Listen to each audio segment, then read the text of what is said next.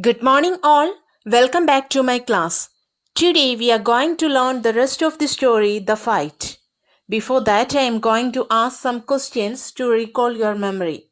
First one, for how long did Renji stay in Rajpur? Renji had been there for less than a month.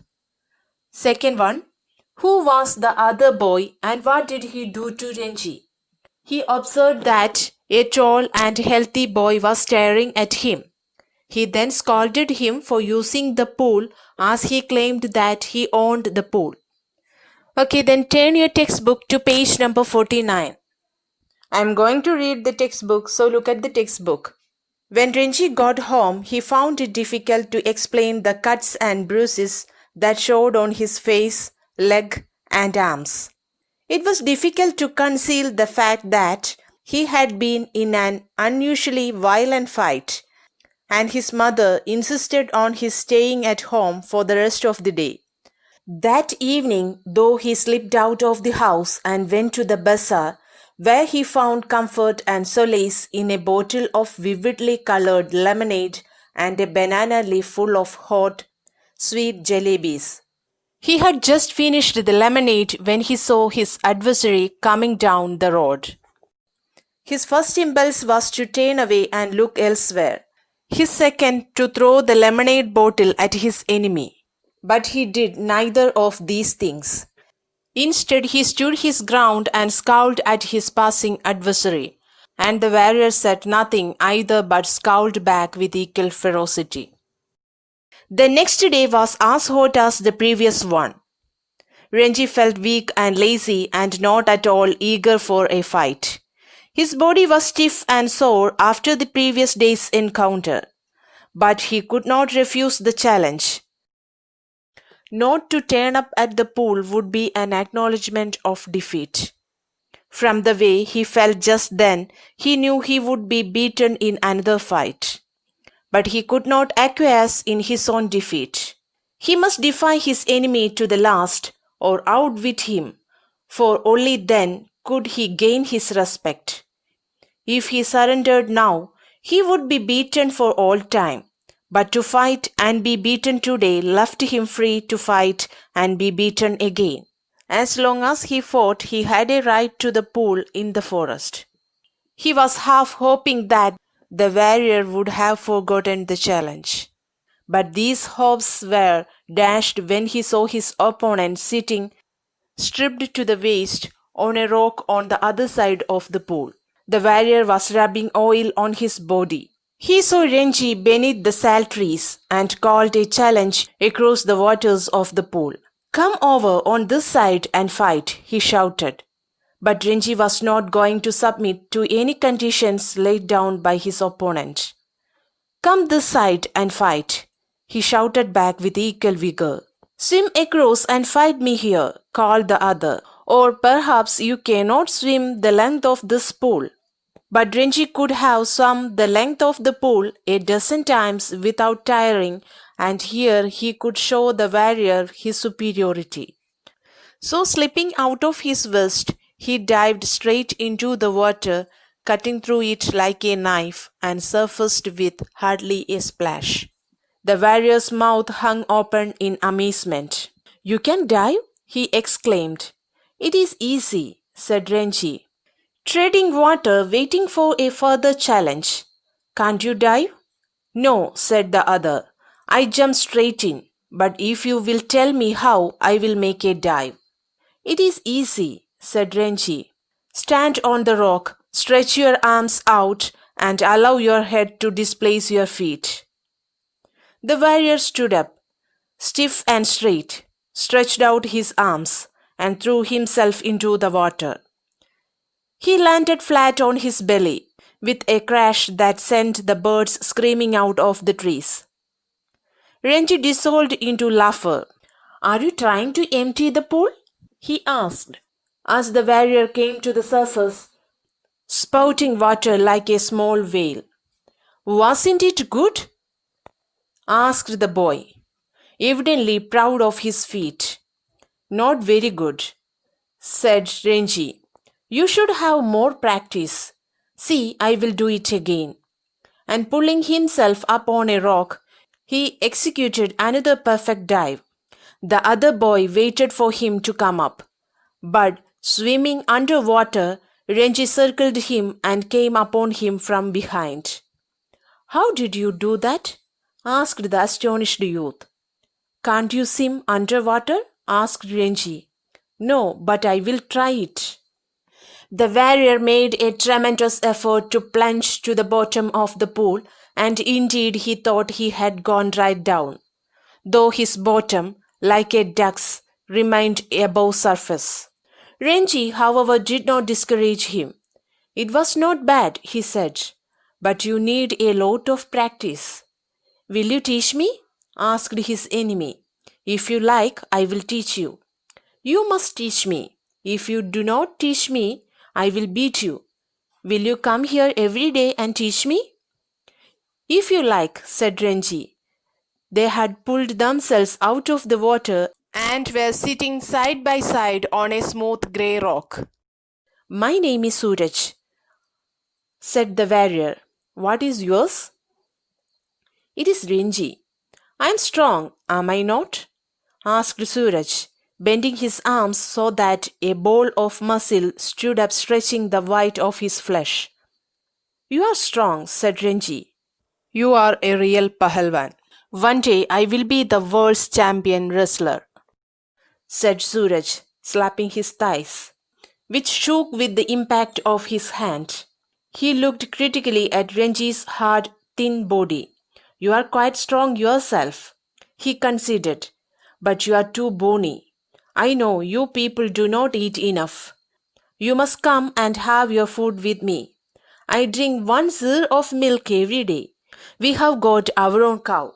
Be my friend and I will make you a pahalwan like me. I know if you teach me to dive and swim underwater, I will make you a pahalwan. That is fair, isn't it?" "That is fair," said Renji, though he doubted if he was getting the better of the exchange. Suraj put his arm around the younger boy and said, "We are friends now, yes?" They looked at each other with honest, unflinching eyes, and in that moment love and understanding were born. "We are friends," said Renji.